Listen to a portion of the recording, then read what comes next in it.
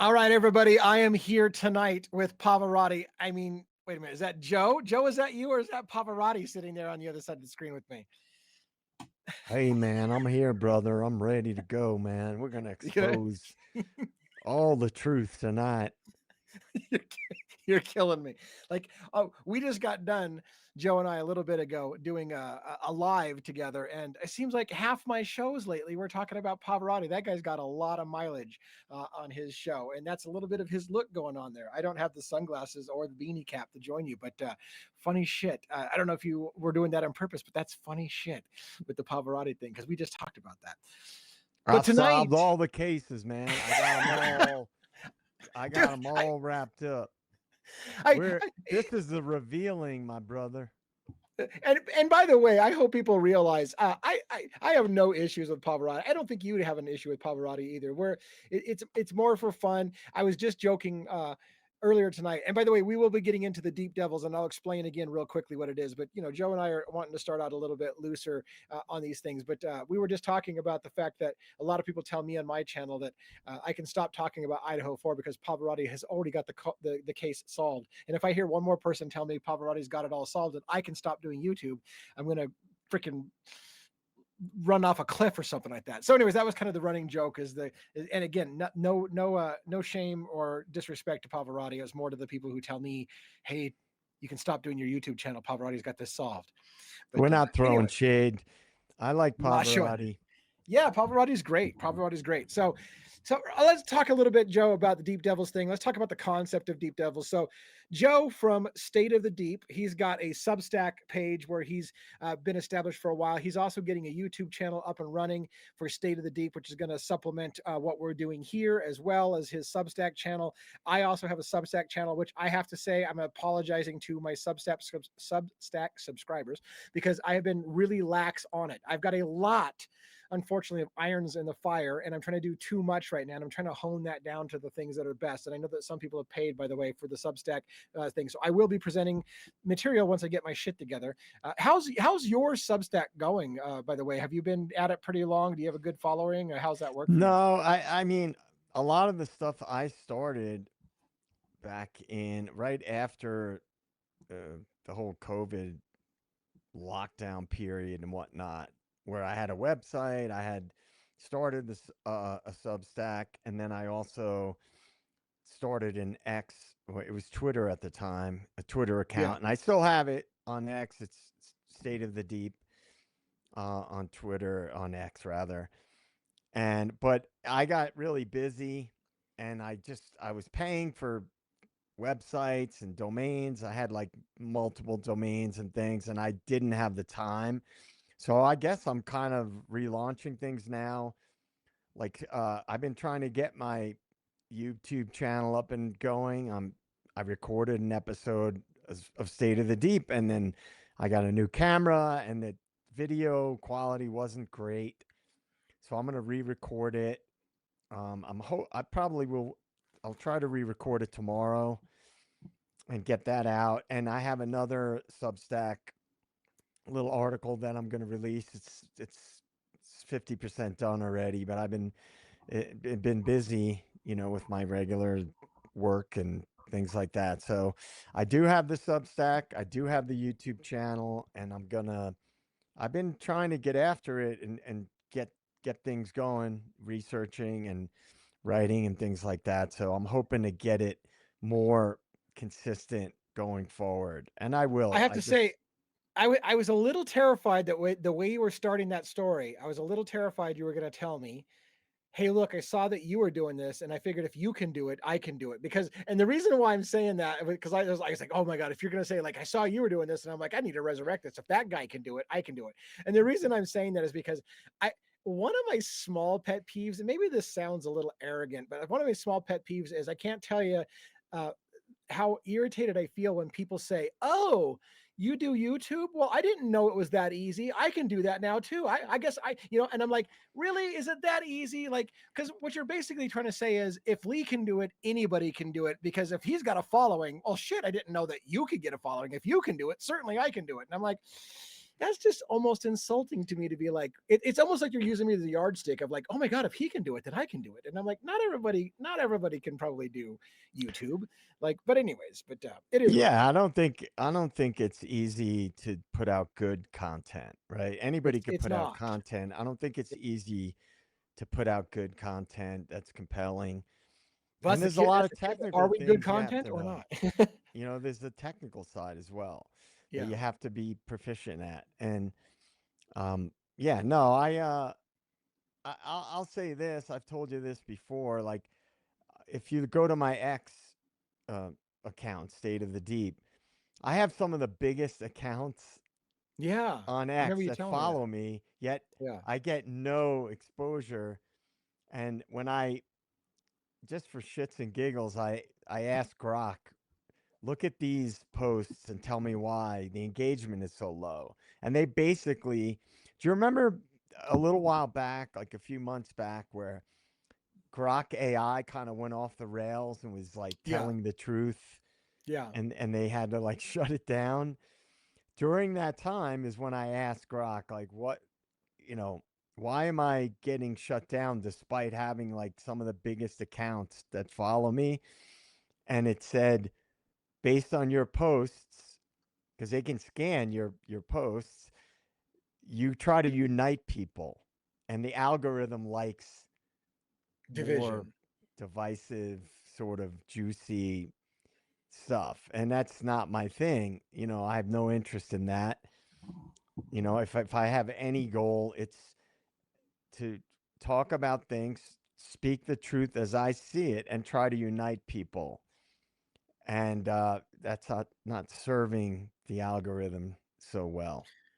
So yeah, I mean, let's talk about that a little bit, because you and I are trying to unite on this collaboration that we're calling Deep Devils. And by the way, for people that are not super understanding, like why do they call it Deep Devils? Let me explain something. I get some people busting my chops about the whole devil thing because they don't seem to get the devil's advocates idea that playing devil's advocates means not devil worship, but playing the alternate side of an established opinion. That's the devil's advocates. But when you and I were talking about your State of the Deep channel and my devil's advocates, we thought, well, what would we call a mashup of the two of us?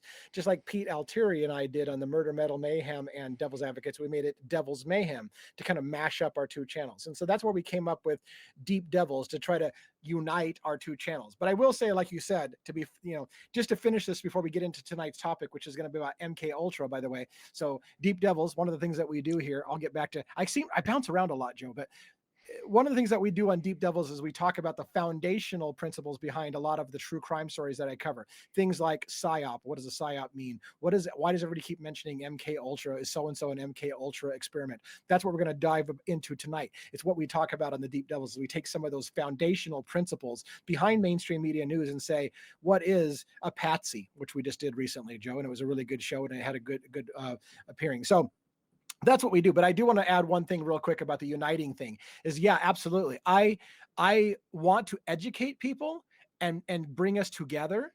But like you were saying, the algorithm loves it when I put something out there and people just fight with each other. And if they fight with each other, that video blows up. And it sucks. It sucks in this regards. One, I like growth of the channel. And when something's controversial, it grows the channel. But I hate it. Just as a personal aside, before we get into MK Ultra, I hate it when people say, "Yeah, DA, anything at all for the clicks. You stir up shit for the clickbaiting," and that pisses me off. I never put out a video to create clickbaiting. I never put out a video to create fighting and contention. I just want to let you know, I am really honestly trying to educate people and get them to wise up to mainstream media tactics, the narrative shaping, all that shit. That's what I'm about, trying to unite people and help educate people. I never intend to stir up shit for clickbaiting. So it's a personal thing. You can maybe hear the edge of my voice, Joe, but that's just a little thing. It's true though. When people are divisive, the channel grows, and it's shit. It just sucks ass. But anyways, Yeah, and I think the reason why you and I sort of came together and had a meeting of the minds is because when we talked about this kind of stuff, it's really important. I never was interested. I have no interest in being an influencer. I'm not doing this for money. It's just sometimes you get to a point where All right, I'll give another shout out to Ian Carroll, right? Because he's a huge content creator. He's one of the biggest out there. And what he always says is people will send him stuff and they'll hit him up. And he says, look, do your own content. If you have something to say, make your own content. And my Yeah. whole thing is, I'm not interested in trying to be a popular influencer who's just trying to constantly get hits for, you know, posting controversial things. All I ever really cared about is I want things to get better in society. And we Yeah. all see the direction it's been going. Yeah. And the state of the deep concept, the whole premise of it, which it'll be different than what we talk about, because I talk about the bigger picture, the much bigger picture about things and what's going on, how it relates to what's going on today. You and I are focused more on specific elements of Yeah. that. And if anything, what I want to do is, these are things that anybody can research on their own. And I say it, I sound like a broken record. Getting people to ask questions, right? That's the most important thing, in my opinion. Getting people to question sort of the nature of things, why the narratives are what they are, why we keep getting bombarded with all this, you know, noise in the media and with politics and all these things. Meanwhile, the world is falling apart. And what I have tried to advocate for a long time is online discussion is great. It's a start. But what Yeah. people have to do is go off on their own, research things, establish their own opinions about it, and then maybe in real life start talking to people. You know, Yeah. if you get awakened, right? Yeah. And I said it in other episodes we've done, once you have that paradigm shift, you can't unsee it. And that leads to asking questions and wanting to learn more about things. And I guess in the end, that's what I'm interested in. I think that's what you're interested in. Yeah, for sure. For sure. All right. So let's get into MK Ultra. We've, because we've been at it for a while. Some people are like, "Oh my god, you guys have been talking for 15 minutes and you haven't even started the topic." So let's get into the topic. Make sure right away. I want to bring up a slide show to kind of start us off. This is the slide that you helped us make some slides for tonight. I'm going to let you mostly steer the conversation, but I want to have a riff back and forth. And when we start riffing back and forth, I'll stick us on screen to talk about it. But maybe introduce, if you will, and again, I'll let you kind of take the lead. The MK Ultra thing, and before you get into that, let me just say this: MK Ultra is one of those situations where a lot of people feel like that's just conspiracy. It's not a real thing. So I want you to kind of really explain to us in no uncertain terms that it's a real thing, and a little bit about what the overview of that is. Sure. You know, I first heard about MK Ultra, it was years ago, and I think I was on, I don't know if it was Reddit or if it was another platform. And I think the event, it might have been 9/11. I'm not exactly sure. It was one of the high profile, high impact events that was happening. And I saw people posting like MK Ultra type things. And it was a discussion related to the CIA. And then I had no idea what it was. I didn't know what MK Ultra was. And then I started to sort of dig into it a little bit, and then subsequently I started to, once you know how you get exposed to something and then all of a sudden you start seeing a lot of things that are related to it, whether it be books or documentaries or things like that. So I started to kind of get exposed to it. And because my educational background is psychology, I started to learn that, oh, it was basically psychological operations that were being conducted by the CIA. Do you want me to get into an overview of that? Yeah, I'm just trying to decide if we should, if we should bring up slides like, well, like for example, when I have this, because that's kind of what you're talking about right here. Do you want to Sure. talk to the slides, or do you want to just do it off the Well, riff of your I'm head? going to give sort of an overview, a general overview. If you want, as you feel necessary, you can kind of flip through the slides. All right. Yeah. MK Ultra was a CIA mind control program that was started in the 1950s, and it essentially started and was approved by the first director of the CIA, which is Allen Dulles. Right. The CIA was started in 1947, but it didn't have a formal director until a few years later. So 1953 is when MK Ultra was approved by Allen Dulles, and it spanned about 20 years as far as officially, but then the aftermath of MK Ultra went on for a few decades after that because there were more lawsuits and legal things related to MK Ultra.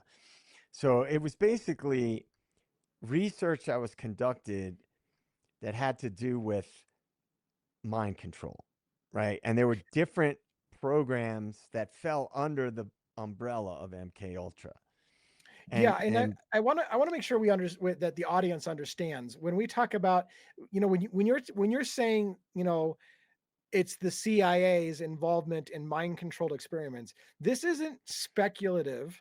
This is declassified documents that has been proven to be an actual thing. That's the thing that I think a lot of people miss is like, oh yeah, in theory, of course, they're into those kind of things. This isn't just in theory. These are declassified documents. This stuff has come out. Entire books have been written about it. It's not just a speculation.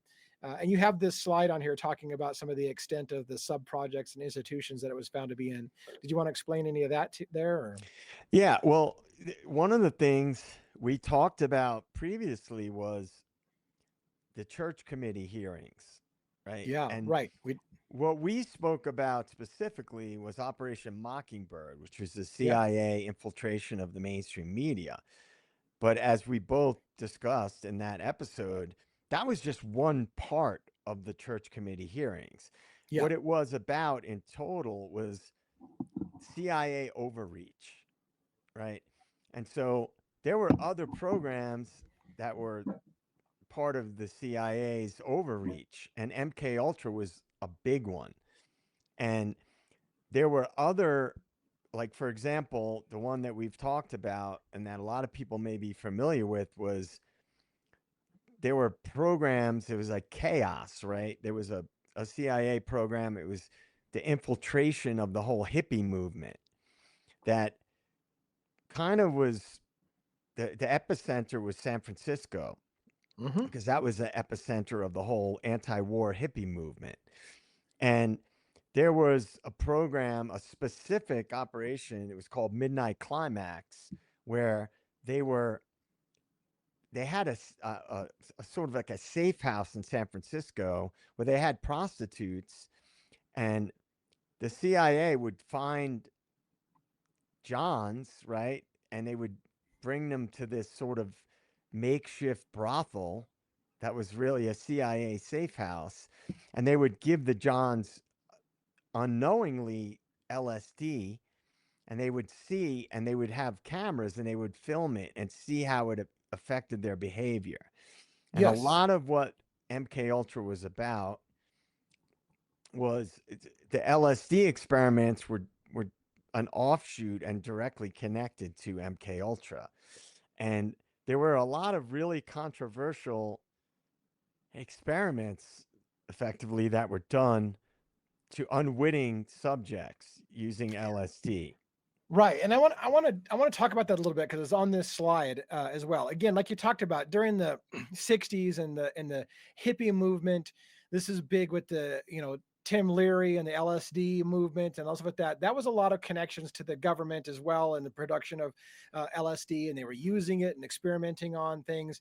And like you said, the ethical implications of MK Ultras when they were using LSD was that they would use it on people that didn't give it consent. Again, the attitude of like on your slide here, if they're prisoners, well, we can do whatever the hell we want to. They're prisoners. So if we want to dose prisoners, who gives a shit? They're bad people. They've been put in prison. We can do what we want. Mental health patients, again, they're crazy already. So we can just give them some LSD or whatever and see how it plays out in their body. Unwilling or unwitting civilians, like you talk about, people who were lured into brothels that the CIA would basically dose people and see how it plays out. So there was a lot of this moral, unethical behavior of dosing people with LSD and mescaline and all these other things that you're talking about, and seeing how it plays out. And like your slide here says, they were using all kinds of techniques to talk about how to, hypnosis, sensory deprivation, all these different things. So I think, just where I'm going at that is that when you see these things declassified, the troublesome thing isn't just that they did it, but they did it to people, American citizens, without their consent, dosing people with illegal and illicit drugs just to see, making you their personal experiment. And I would say that they also did it to soldiers that they own. We own you as a U.S. soldier, so we can do whatever the hell we want to, including dosing you without your permission to see how it runs out in your system. And it's just a horrible thing to think that your government, who wants you to trust them, uses the American population as a science experiment if they want to, in unethical ways. Yeah, and like I always kind of do, you're really good at breaking down things and being really specific about it and documents. And what I'm better at is sort of connecting it, whatever information you're looking at, connecting it to other things, connecting dots. And the implications of MK Ultra, you're talking about the Manson murders, you're talking about connections to Jack Ruby. We're talking about military operations. We're talking about things that have a much broader impact than just, they had these little small scale operations. If you look at the overreach, by the way, let me just say, the CIA is an amazing organization. We're lucky to have them. They make us so much safer. All right, I got that disclaimer out of the way. Is that to keep yourself from getting shot or what? I'm not suicidal, by the way. I love the government. Yeah, but the thing is, all right, I'll give you an example. You and I just spoke about this. One of the key figures in the MK Ultra program was a guy. His nickname was Jolly West. His middle name was Jollian, and so his nickname was Jolly West. And he was connected to the Manson stuff. He was connected to Jack Ruby. He was connected to military-related operations. Let's stop for a minute, Joe, because you and I know who Jack Ruby is, but let's make sure our audience understands, because you keep dropping Jack Ruby's name and it may not be something everybody understands. You want to just real briefly explain who Jack Ruby is and for our audience? Yeah, sure. Jack Ruby was the man who shot Lee Harvey Oswald while he was in custody and killed him after the JFK assassination. Lee Harvey Oswald, obviously, was the guy who was arrested for the JFK assassination. Jack Ruby, while in jail, was visited by Jolly and West and supposedly went crazy and was incapable of functioning after that. And so Jolly West was also involved in the Midnight Climax operation that was connected to the whole chaos, the larger operation, the chaos, which was to sort of discredit the anti-war hippie movement in America at that time in the 60s. Now, MK Ultra started in the 50s, but that was the beginning of it. Really, and then it continued onward. So, and in fact, even when it closed down, many people believe it didn't really close down. Like, they officially put the closing of the books on MK Ultra, but a lot of people say that's not where it ended. But right. Yeah. And for clarification, Jolly West, his name was Dr. Louis Jolyon West, and his nickname was Jolly. He was a psychiatrist, and he was a CIA funded researcher at the University of Oklahoma and later at UCLA. And he did a lot of experiments, and he was again, as you mentioned, with LSD, hypnosis, behavioral modification, altering personality, inducing amnesia, and controlling people's behavior.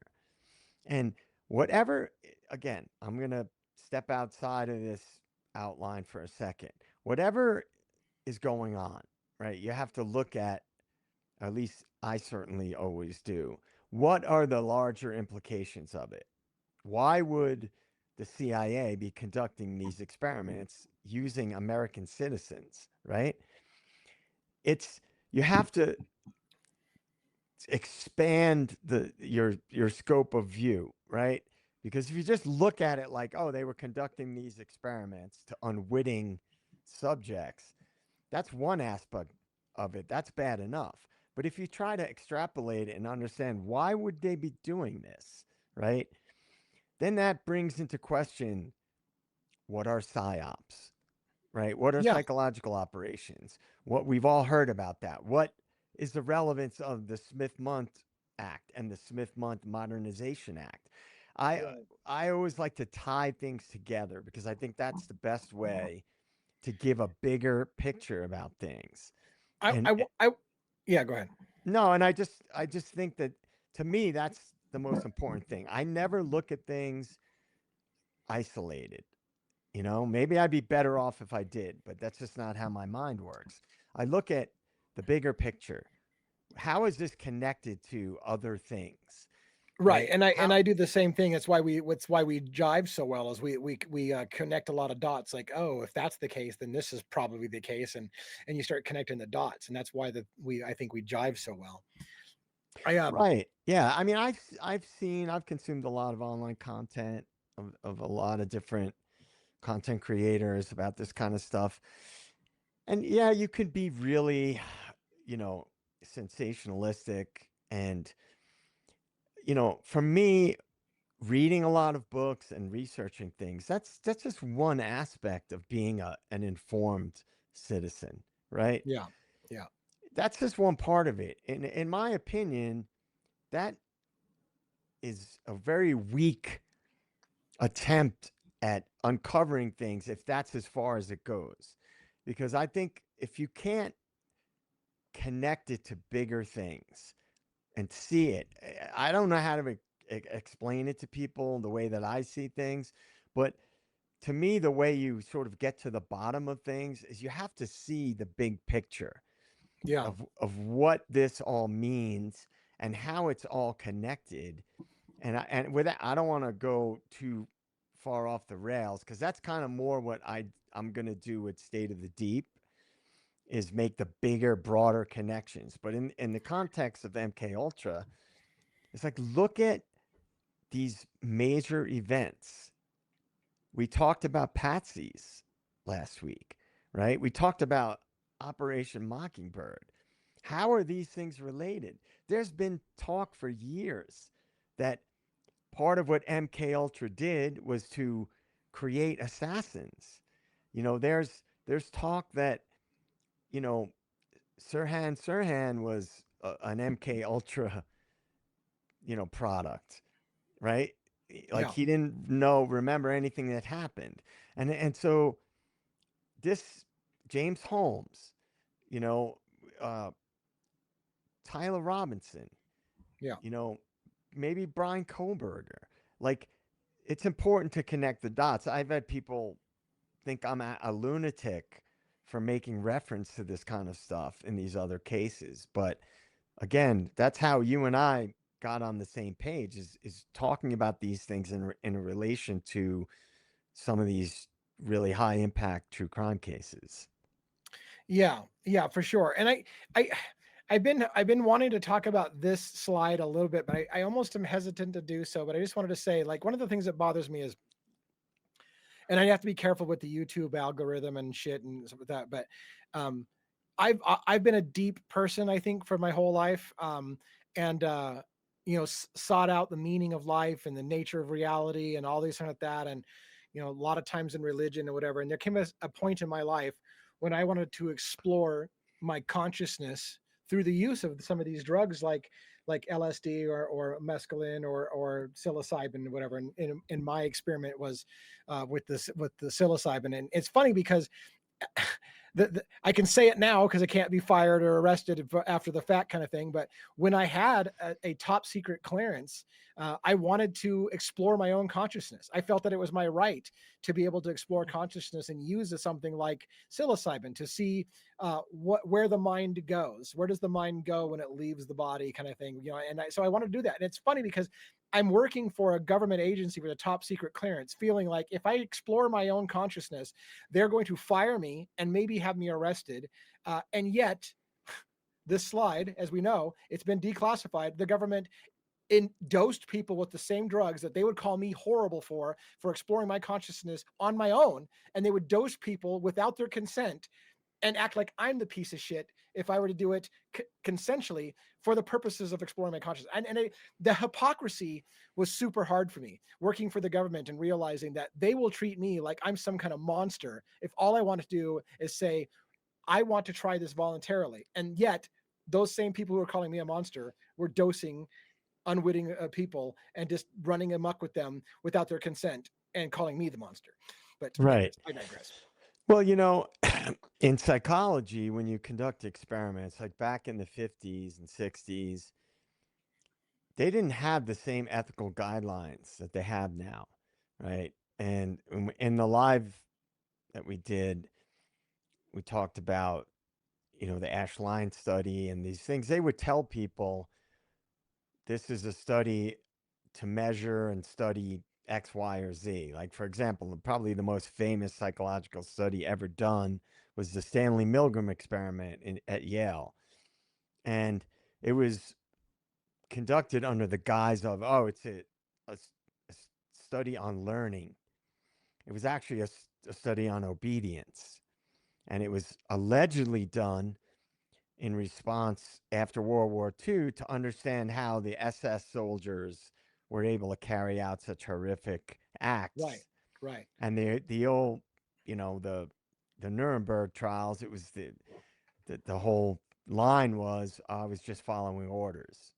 Yeah. And that's what basically happened in the Milgram experiment. I won't go Well, off the and rails and I mean, talk about that, but yeah, I don't want to go too off the rails with it either, but yeah, that was a perfect example. Is that a lot of people, from the outside perspective, a lot of people asked, how did if a population outnumbered the soldiers, why didn't they just rise up against their captors, for example? And a lot of psychological experiments and stuff like that were conducted to find out why is it that people will just go along with the system and allow themselves to become victims or abusers of other people because some control mechanism is in place. So there's a lot of studies about that, and MK Ultra a lot has to do with those kind of things, like how do you get people to do the things that they do, I mean it's a little bit off the rails, but you know what I'm saying. well, It's it's related. related. I mean, it's Yeah, related. I mean, one of the things that people have said related to that is the bystander effect. People yeah, think, oh, somebody else is going to save us or yeah, somebody else is going to intervene, right? And if you look at a lot of the psychological studies that were done, there's a lot of speculation that those studies were funded by the CIA. Now, everything's always done in the service of plausible deniability. So it's always once or twice or three times removed from the CIA. yeah. And as I mentioned to you, I actually participated in a DARPA You're right. study because when you're in college, you can sign up for Yeah, yeah, research studies, you get extra credit, and it's good on your resume if you want to go to graduate school. yeah, And I knew nothing about DARPA at the time, nothing whatsoever. A professor at my university had the largest psychological grant in the country. And she was a she was a Harvard professor and she came to my school and she had this DARPA grant and she was doing research. Now you don't know what the research really is about. You just show up, you sign yeah. in, you do the thing and then you leave and you get extra credit for it. And you're usually But lied to about what the actual experiment is. It's something else, you know. right, I mean, but now there's a lot more guidelines about with ethics and related Yeah. to informed consent. But let's be honest, if you don't know what's really going on behind the scenes, because DARPA, whether people, I don't know if people know this or not, is basically overseen by the CIA. And DARPA is the Defense Advanced Research Projects Agency. And they basically are the research arm of the military. And and so anyway, it's direct. This is very, very closely related to MK Ultra, right? Because MK Ultra is a government. It was a government research project, essentially overseen by the CIA as well. And the whole premise, to your point, of people, unwitting citizens, being exposed to research that could be very harmful to them. And again, I have to do this because this is just how I look at things. If you look at the history, I don't know, a lot of people don't know this, but the government has tested bioweapons on American citizens. Yeah. And Yeah. the mainstream media is never going to talk about it. Yeah. But it's very easy to look it up. It's anybody can Google it, look it up, AI, whatever. It's happened numerous times in America where they tested biological weapons on citizens. Right. Obviously, there's no informed Including just consent. as an aside, including dosing soldiers with radiation to see how the radiation will play through their body. And so they would stick somebody in a purposeless situation where they knew there was a radiation leak just to see how it would play out in their soldiers. So you just sign up to be unwitting suspects of their experiments. But Right. And a lot of, I guess the point is, in my opinion, to just go through all the details of something. That's great. That's a good thing. But what's more important is to see the implications of it. Because anybody that watches this, any citizen, can look up these things and go as deep as they want to go, right? They can read the books, they can look at the data, they can find a lot of information about it.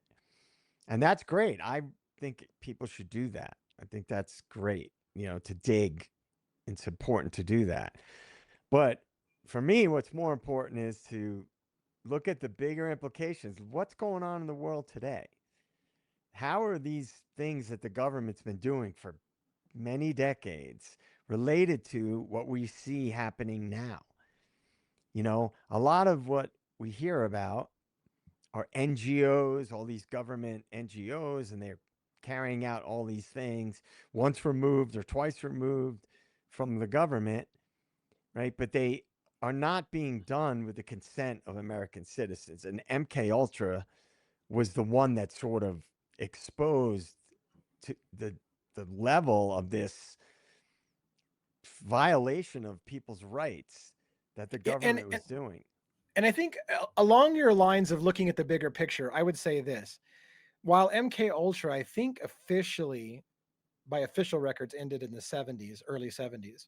Um, you have to think one, that's when maybe that project ended. Maybe it was a different project that went on after that. And two, how much better did we get at it?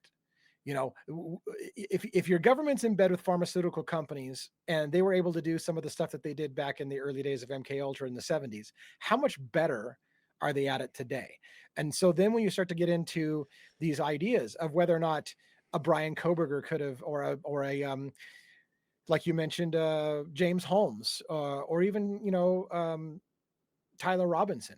Could these individuals have been plied with more sophisticated drugs to do things unwittingly that they don't realize because they're just an unwitting experiment to an entity that got even better at mind control and stuff like that? Who knows? I mean, it's something to Well, consider. now, like I said earlier, I mentioned the Smith Modernization Act, right? If you think about it, any of the psychology nerds out there, right? Um, Propaganda, there's a lot of behaviorism, right? Behavioral science, but specifically behavioral psychology is, in my opinion, is directly related to what we have seen in the last, you know, 13 years since the Smith Modernization Act. These narratives being pushed where the government and their proxies can lie to the population, right? Yeah. That's psychological operations. That's social engineering. And so if you don't see the connection between programs like MK Ultra and the things that came as a result of the Smith Modernization Act that got passed in 2012, you're missing the point because again, if people can understand that it's I get it. I understand why people don't want to deal with a lot of this stuff.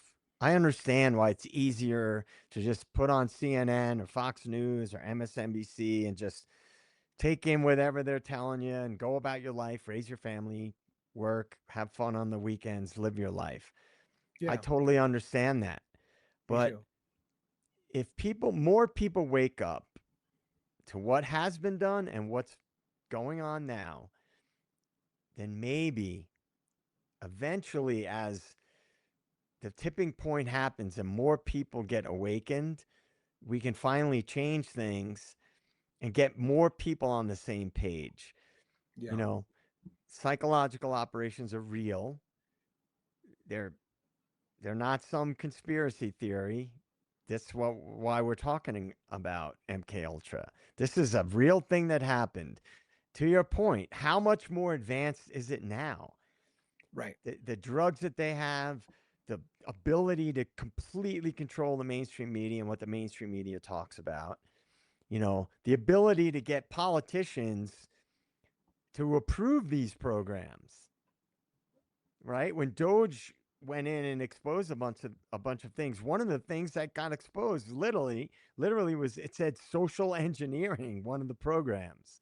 Yeah. Well, isn't that a form of a psychological operation? For sure. For sure. Social engineering, just how do we get the public to think a certain way? And that's, yeah, it's like we're all the government's unwitting psychological experiment for whatever they want to do. We've got a lot of slides, and I don't know how you want to do this. Do you want to talk anything about some of these foundational slides you have about the key figures, or are we kind of past that history thing for this discussion? No, I mean, if it's important to talk about the key figures because their names do come up Yeah, right, they in a do. lot Yeah. of other related things. Like the big one, the two biggest ones, in my opinion, are Alan Dulles and Jolly West. Because curiously, when I was doing research for this episode, Jolly West was omitted from the information about MK Ultra, and I had to dig deeper because I knew that he was involved in it. Right, Yeah. so interesting. I would argue because he was connected to other things, they conveniently try to steer away from him and his involvement. Now, Alan Dulles is probably the biggest name, most noteworthy name ever associated with the CIA, Yeah. right? Right. He was the CIA director, and what a lot of people don't know is that he was a Wall Street. He worked for a Wall Street corporate law firm, right? So, something that I've talked about for a long time is that the CIA was started by Wall Street under the guise of national security. Right. But what it really was, in my opinion, was a way to forward elite Financial business interest. interests around the world. Right. Right. Right. And I mean, and to be fair, let me let me go down this thing. There's a line of thought for a patriotic American that protecting America's business interest is in the interest of the United States government. For us to be a world dominant player in the global economy, we need to have U.S. businesses be the most successful out there. So one can see a train of thought in which the government would say, look, it is in our national security's best interest that American businessmen are the most successful on the planet, and that most of the money and power belongs to us. And we kind of touched on it earlier. The broader scope of how they implemented these types of things, right? Because if it's control and if it's forwarding our interests around the world, which we all know is what the CIA has always been critical in, there were a lot of major universities that were involved in MK Ultra with the LSD studies. Like you had Stanford, Harvard, MIT, UCLA, McGill, and other universities that often didn't even know that they were getting the funding from the CIA to carry out these studies. Everybody knows about the famous LSD studies, like the Unabomber was involved in that, you know, and that was an offshoot of MK Ultra. That was part of that. And so what are the connections, the bigger connections, right? To what lengths will our government go for us to have those edges, those In the global, extra, yeah, in the global economy, how right, far will we go to make sure that we are a global superpower? right. And one can argue, like, I mean, I read a book. I don't want to go off the rails too much, but I read a book. I think it was called "The Grand Chessboard" by Zabrinsky, who is a member of the Council of Foreign Relations, I think. The And the book was devil's about chessboard. no, it was called "The Grand Chessboard," Okay. and basically it was before the United States invaded the Middle East after 9/11 and all those things. It was basically a think tank that said, look, America is starting to lose its superpower status. And if we don't invade the Middle East and take over the oil fields and the poppy fields and the key ports in the Middle East, we're going to lose our control as the world's major superpower and the only superpower. And so this Grand Chessboard book was basically a think tank of like, here's the countries we need to invade, and essentially it was a blueprint. Find a pretext to go invade Iraq. Find a pretext to go invade Afghanistan. We need to own these territories, and we need to have control of the ports, and so that book, a think tank, was literally a blueprint of, look, in America's best interest, we have to invade the Middle East and we have to control certain areas, and whatever means you can do it to get the American people on board is totally okay in the matter of national security. Right. And that is directly related to something you and I have spoken about, which is manufacturing consent. How do you manufacture consent to go to war, to lock down the world, to whatever the thing is, how to send our money to other countries? It's about manufacturing consent. And part of what manufacturing consent is, it's media basically collaboration with the intelligence agencies to push narratives on people, to manufacture consent for whatever it is that they want to accomplish. If it's Yeah, going and to I don't war with Iraq, if it's going to right. And Ukraine, if it's you know I want to point out supporting what's something. going on in Gaza, whatever it is, they have Yeah. to manufacture consent. And I hate to say this because it's not related to MK Ultra, but a perfect example I want to say is, how many Americans, now granted, we have a lot of people who do speak Chinese in this country and do speak Russian, but do you realize that the media has told, this is what, sometimes I just get so mad at the sheeple attitude of Americans. Oh my God, that leader of China is a nutbag. And I'm like, really, do you speak Chinese? Have you ever heard him actually talk? Do you know anything other than what the media tells you that man's about? And yet we are so convinced we know all about what Putin does, but we don't speak Russian. We know all about what the leader of China speaks, but we don't speak Chinese. Now, granted, again, we have people who do, and maybe they could be speaking out. But the point being is the media tells you exactly how to feel about these people. And we don't know what they're really saying. The media is, oh, what he said was this. Do we know that's what they said? Do we know it's being, because most people will never, of course, speak the language. And I know it's off the rails for MK Ultra, but the point being is that the media does tell us how to feel about world leaders, about the situation in the world.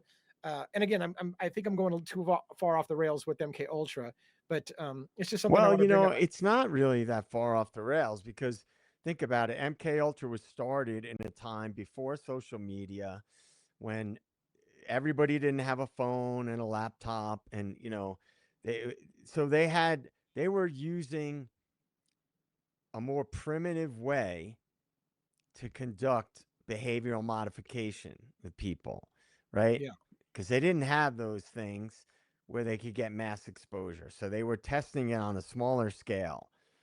And so now they have everybody's got a propaganda machine in their hand and at home. And, they can hit you with all kinds of stuff 24/7, right?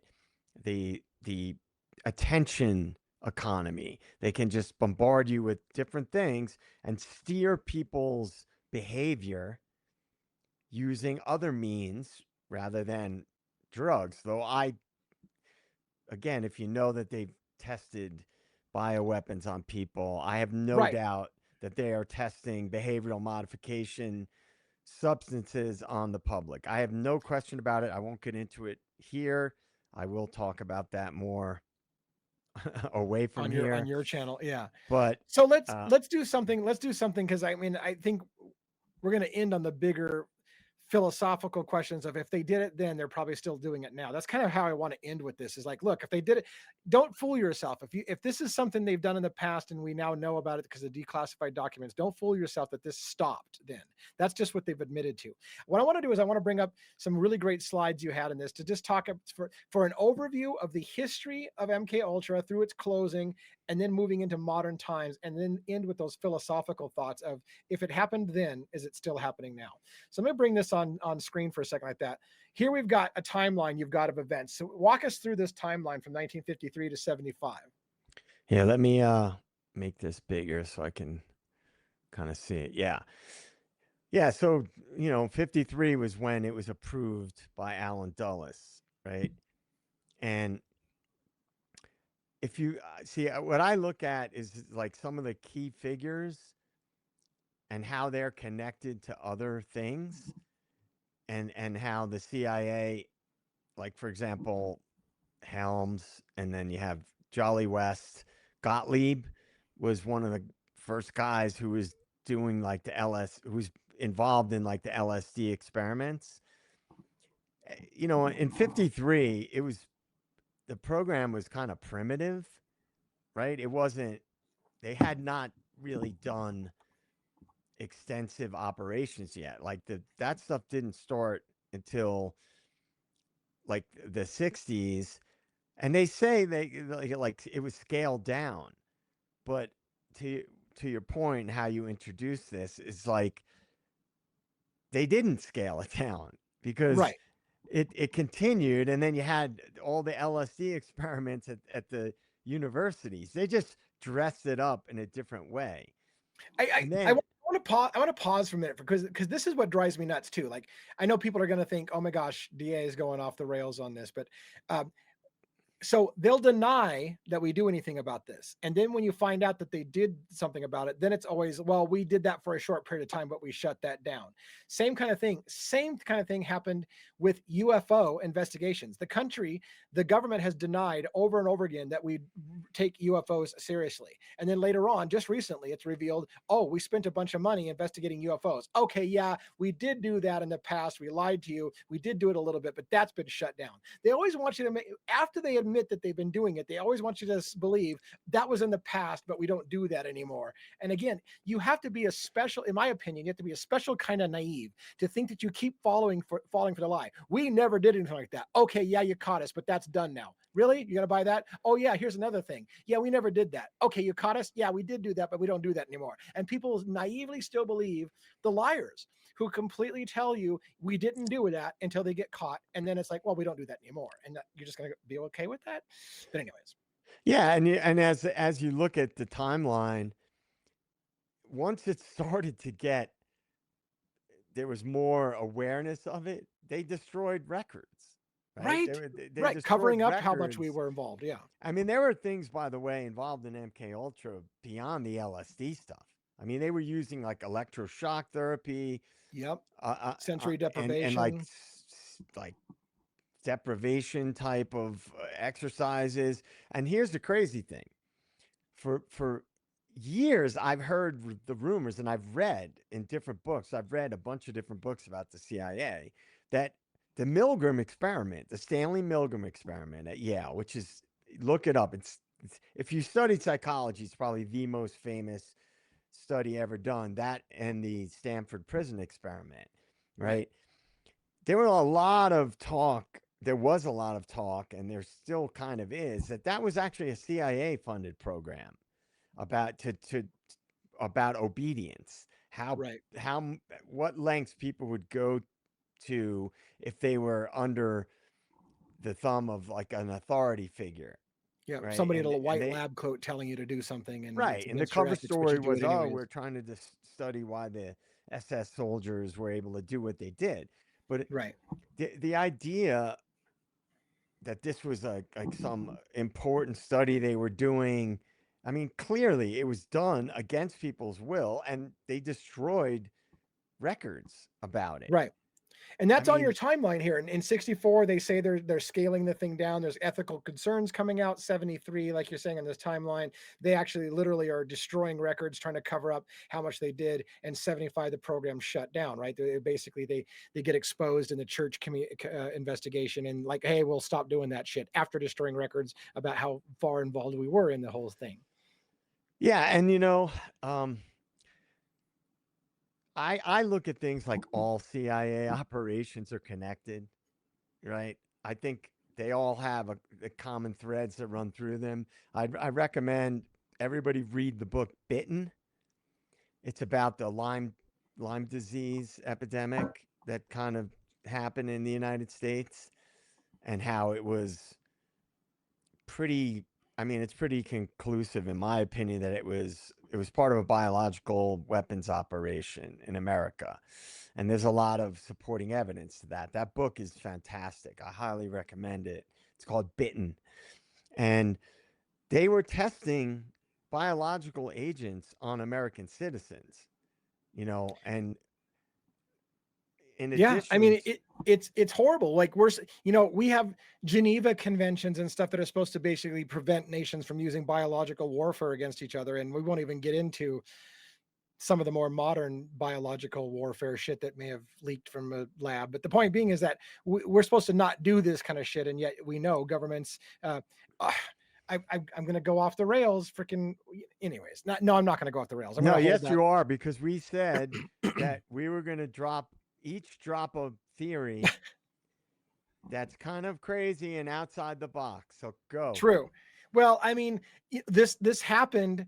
This happened to get leaked. This whole again, we have laws. We have laws, international laws that are supposed to prevent countries from using biological weapons against each other. It's like we've agreed in war that some things are going too far, and using biological weapons against populations is going too far. And yet, we know our government, and it came out, it leaked out during the COVID scare, which a lot of people think COVID was a leak from an experimented lab. That COVID virus was designed to be more susceptible to human beings and get into the human population. And it was done in a lab, many people believe, and it may have accidentally or on purpose leaked. And then you find out that the government's involved in gain of function research. Remember, I don't know if you remember the whole Of Fauci thing and course, gain of absolutely. function, right? What is gain of function? Gain of function is how can we take a virus and make it more deadly? Why the fuck are you doing gain of function research to make something more deadly to human beings when you're supposed to have laws against using biological weapons against people?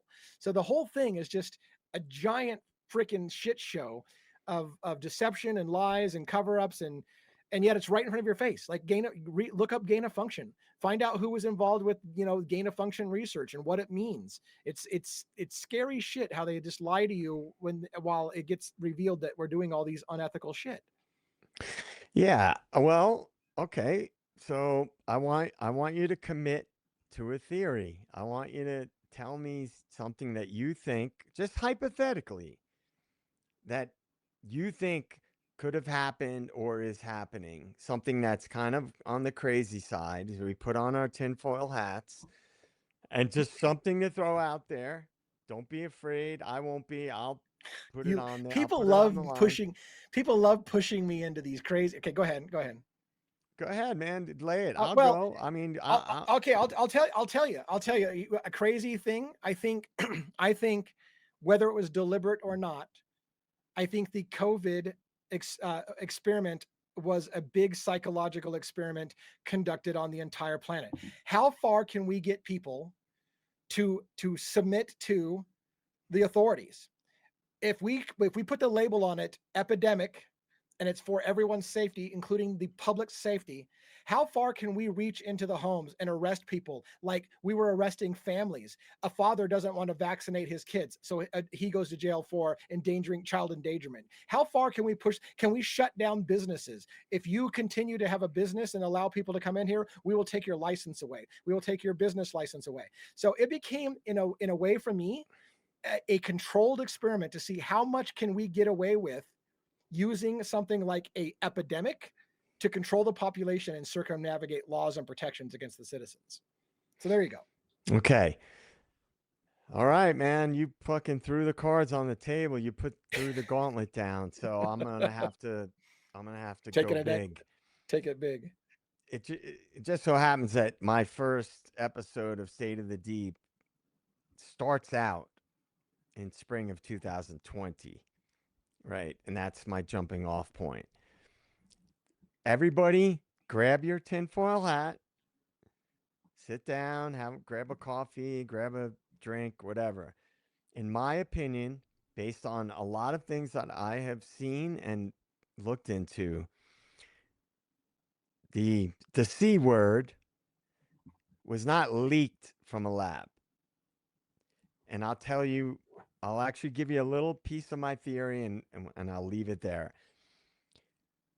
When it first started in spring of 2020, there was the media was talking about it. Oh, this thing, and they called it coronavirus back then. It's spreading, and it's here, and it's there, and it's Italy, and it's in China, and all these things. As soon as the media really, really jumped on it, the mainstream media, and there was a period of 3 weeks it happened because I paid attention to the whole thing. Within 3 weeks of the media jumping all over it was actually less when they first started talking about it in America. It was like 3 weeks before when they kept talking about it around the world. And then they started talking about it. Oh, America, it's a big threat, and this and that. And within 2 weeks, miraculously, something spreads across the entire country. Every newspaper, every news station was fear mongering about it all of a sudden. In 2 weeks' time. And then on that third week, not even halfway through that third week, lockdown, right? What was one of the things that was proliferating at the same time as the lockdowns? Think of something you may or may not be aware of. We touched on it earlier tonight. 1-1 actually spoke about it. And I My said, I'm going brain to talk about that a lot more. my brain's not making the connection. Make the connection for me. Okay. Weather modification. Right. Right Right. before the quote unquote pandemic, there was massive geoengineering going on. And for all you people who don't think that's been going on, you can Google it and go to .gov websites and see all the weather modification programs. I believe, and I'll back it up, that whatever it was that caused the quote unquote pandemic was spread via SAI, which is stratospheric aerosol injection. It was not passed from person to person. It did not leak from a lab. And I'm going to go, my first episode of State of the Deep, it's already outlined, is going to talk about narratives and counter narratives directly related to this.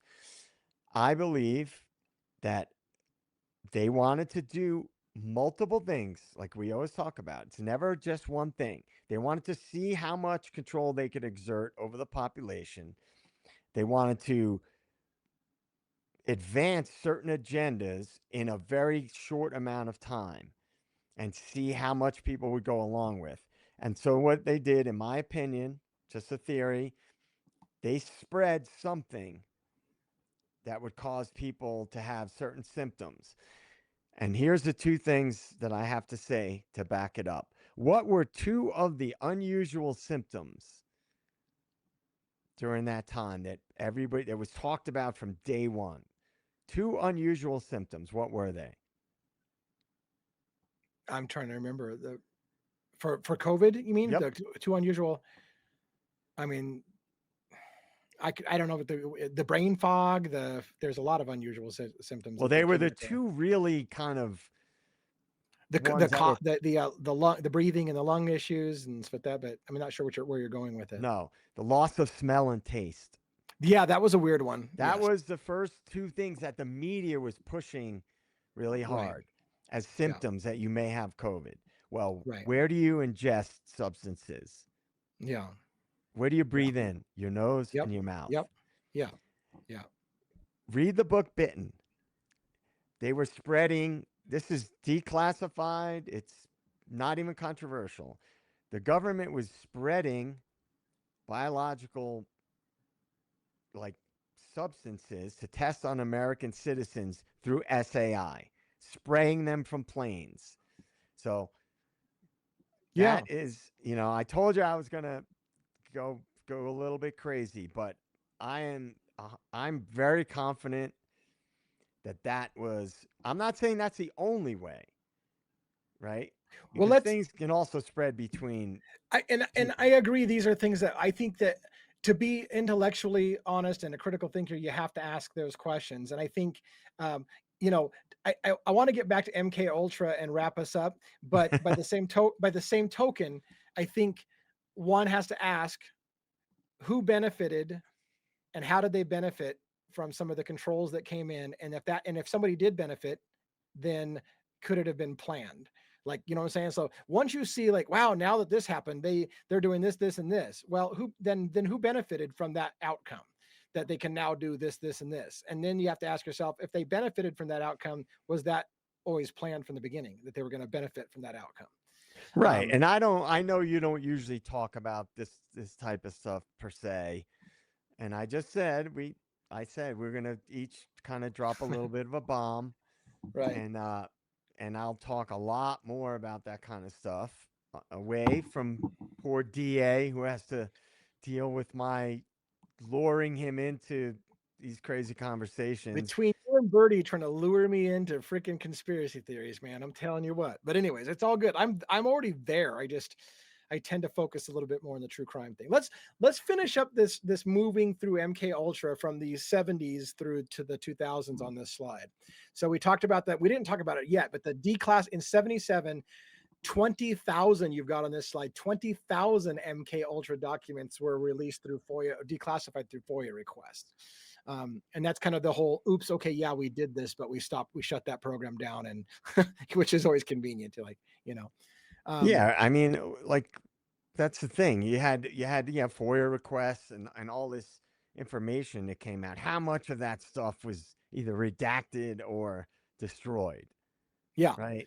So whatever we hear about, just like with the Epstein files, just like with all these different cases and these major events and political events, how much of it are we actually getting access to? Because they're going to let you know about some things that slip out, and then they have to kind of own up to it. But what about all the things? Yeah, and an example, you've got a bullet point.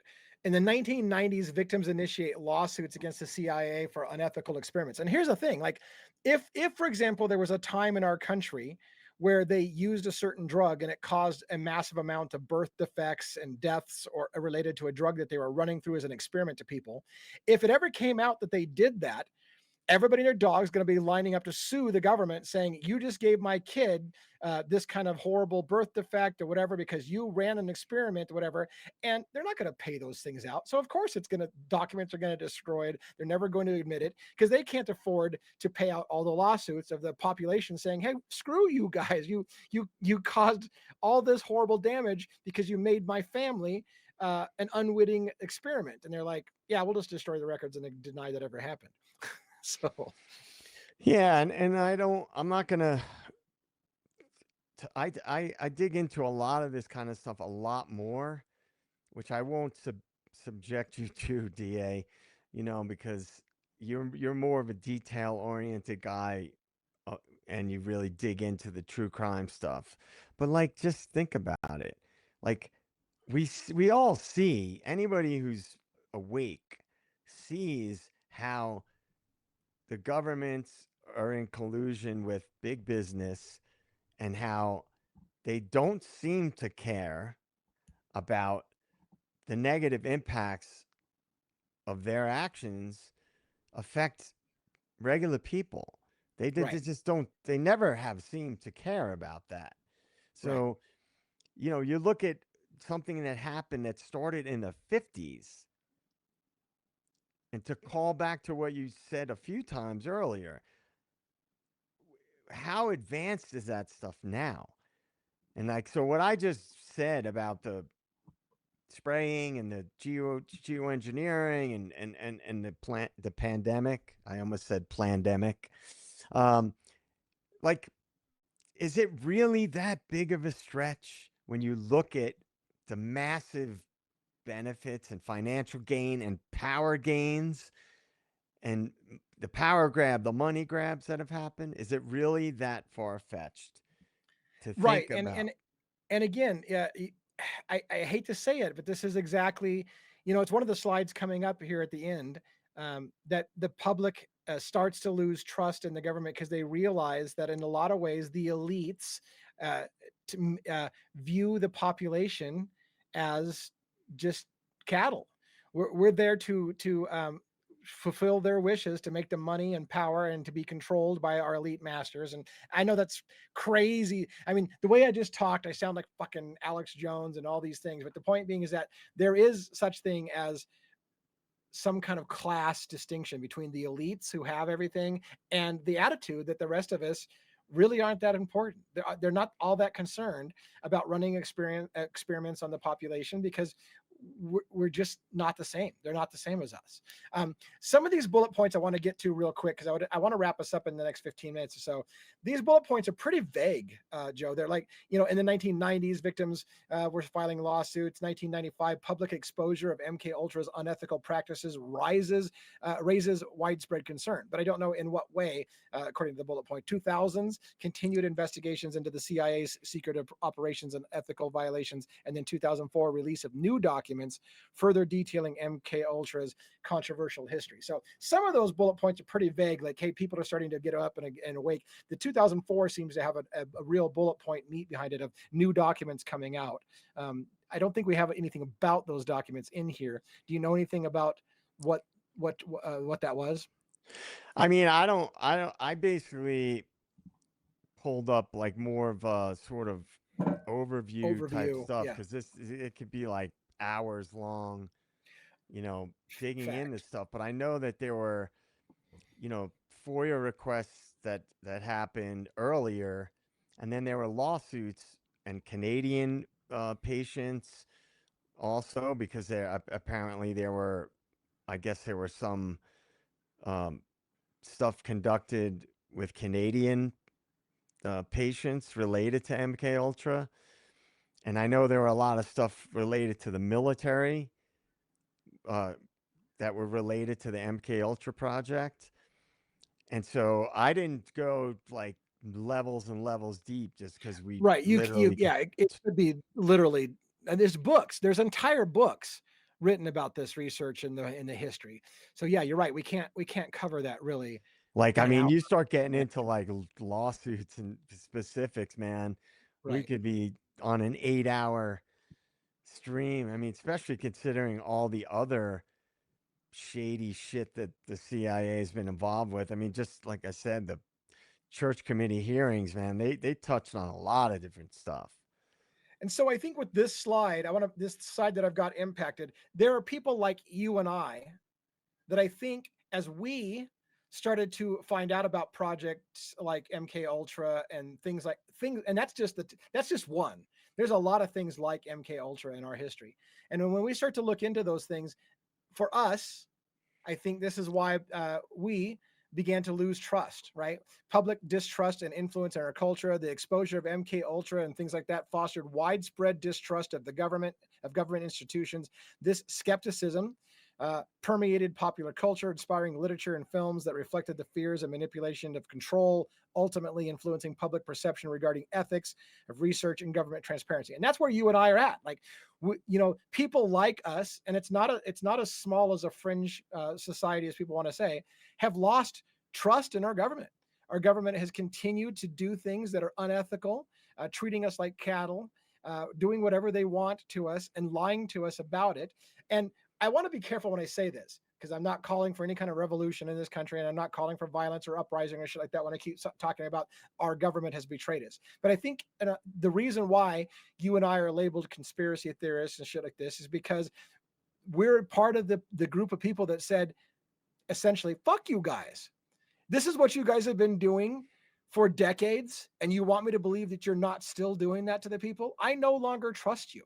I no longer trust you. And now everything you do, I will put under a freaking fine microscope and blow that shit up and look for where you're lying, because you've proven that you've lied to us over and over and over again. And that's where I'm at.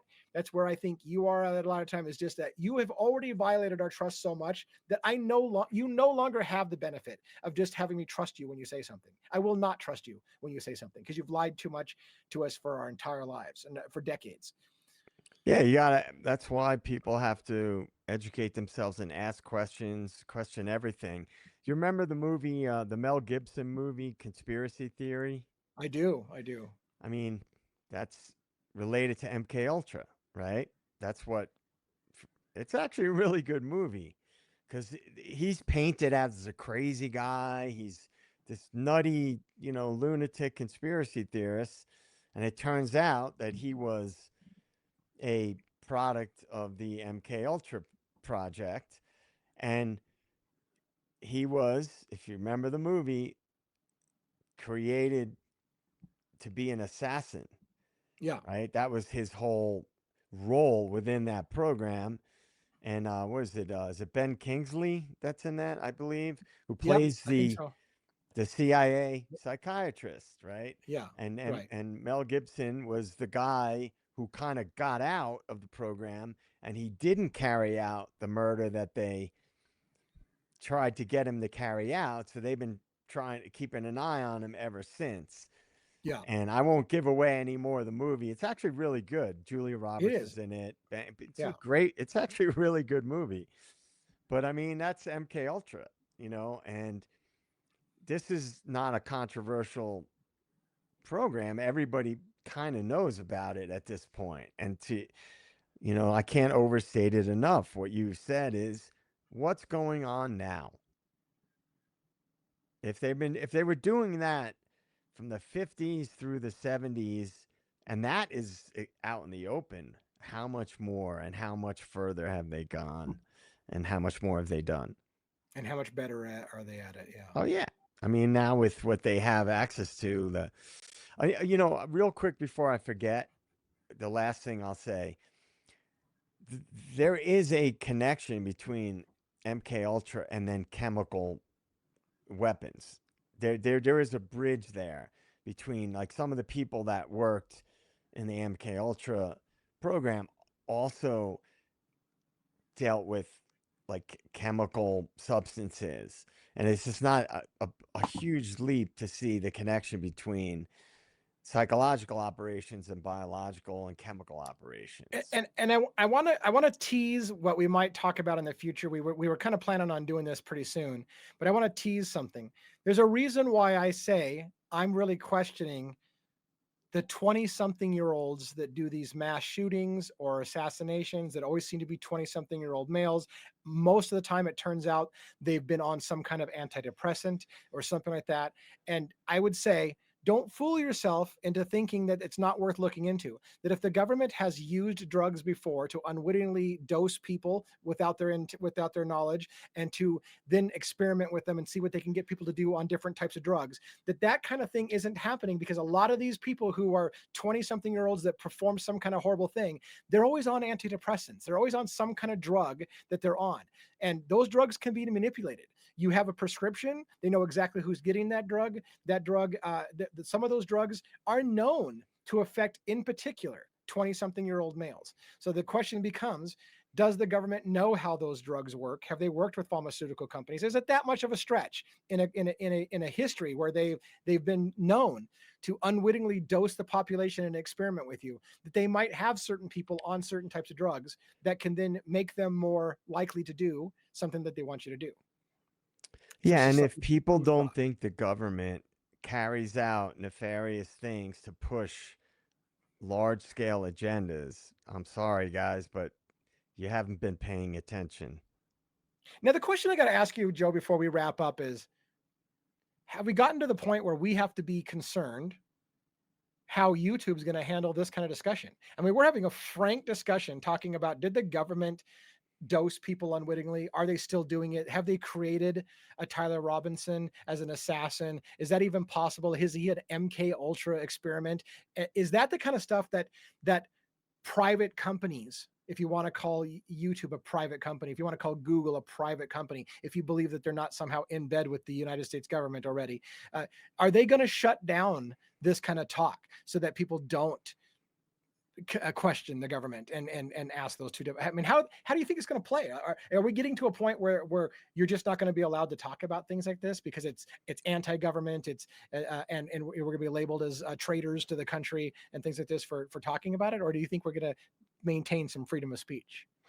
I mean, I believe that they're going to continue to try to censor people either overtly or via algorithms, The almighty algorithm controls who gets to yeah, see I what. mean, of course, I think that the toothpaste is out of the tube. I don't think at this point, I've seen an awakening that I didn't think was possible in the last year.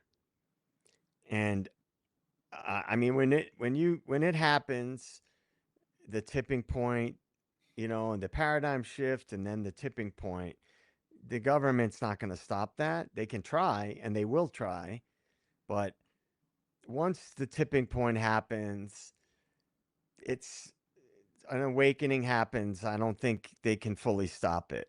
Now, it could get weird in the world because powerful entities have been known to create a lot of chaos when they want to stop the population from engaging in certain behaviors. And so I would expect that some crazy stuff is going to happen in the world. I don't know. It's hard to say. I mean, I You think know, by they'll. the way, it's funny because I don't want to start this topic at the end of the show, but there's allegations, for example, that um, certain drugs are used in large scale populations in the water supply and whatever to make them more prone to be radicalized, to start being more violent, or to start being, more conspiratorial or whatever. And that they've done that there's rumors that those kind of things happen, that entire populations are dosed unwittingly, to make the population either compliant and more docile so that they don't fight their leaders, or to make them more angry so that they can cause uprising in an area that they want instability, so that we can go in and get civil unrest locked down and control the area. So, Right. as your thought, do you think that happens? Do you think entire populations can be subdued with drugs against a thing to keep them passive, or to agitate them so that we can come in with a pretext of having to quell disobedience? I mean, nothing would surprise me at all. I mean, look at what the chaos operation was. It was to try to discredit the anti war movement in America in the 60s, because guess what? That is pushing back on a very profitable industry, right? The military industrial complex. If there is a need to, control people's behavior or to steer society in certain ways, come on, man. The power structure is going to do whatever it has to do it. And I just think that we're at the point in society now where people have had access to a lot of information now. And one, like exactly what I said, the toothpaste is out of the tube. You can't unring that bell, right? So I do think that goes on. I do believe that. If anybody's ever seen it, there was an interview with Prince at one point, and he was saying on some show or whatever, like whenever they would be spraying, talking about Yeah. geoengineering, everybody start fighting, right? Yeah. You can And look it up. You can look up that Prince interview. and for a philosophical point maybe to end on, I don't know if you want to end here, but I think on a philosophical point, you have to ask yourself, is it possible that we're going to find out that society isn't as evil or isn't as good as we think it is, that we're all being induced through chemicals to behave a certain way? And if that's the case, if our behavior and our actions is because we're being chemically pruned by our government or pharmaceutical companies to be a certain way, how much of what we're doing is our responsibility, or we're experiments? It's just a weird philosophical question to find out, where does that line go of would you have done these things if you hadn't been given certain drugs? I don't know. It's a philosophical question I ask a lot. Yeah, and I won't get into it here, but there are things going on, things that I've dug into that I've been aware of for quite a while that most people would be absolutely blown away if they knew about it. And so, with that in mind, I think anything's possible. And if we can conceive it, it's either already been done or they're thinking about doing it. And so I think for me, Joe, one, I want to say, great episode. I think we had a great conversation. I hope people will enjoy this as much as I've enjoyed talking to you and get something out of it. I will try to defend myself one more time because of the allegations that I get sometimes. DA, why don't you just wait until this trial is over and they'll tell you what happened? Well, to sum up something I said earlier, they've already lost my trust. They've lied to us over and over again. That's what I see. I've done some research. I realized that we have pathological liars in charge of large populations. And so, therefore, I'm sorry. I will not just give them the benefit of the doubt that they're telling us the truth, and I will ask questions and I will play devil's advocates with their bullshit narratives. That's my thing. Any parting thought on your end there, Joe? Yeah, my parting thought is probably what my parting thought will be as much as possible, if not every single time we talk. People ask questions and realize that whether we agree on everything or not, and I'm not a corny guy, I'm not necessarily always the most warm and fuzzy guy, but we are one, whether people want to accept that or not. And we don't need to agree on everything, but if we realize that the real battle that exists in the world is the power structures that have been in place for thousands of years versus regular people who just want to live their lives and not have control over anybody else. They just want to be good people, enjoy their lives and work, Put food on the table, work, put and food on the live a good table, life. have some fun with their friends, be good to their friends and family.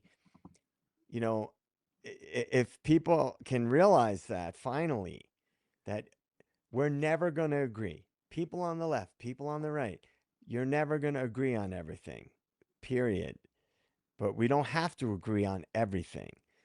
We just have to recognize that we're all in it together, as cheesy as that sounds, and that the government is not our friend.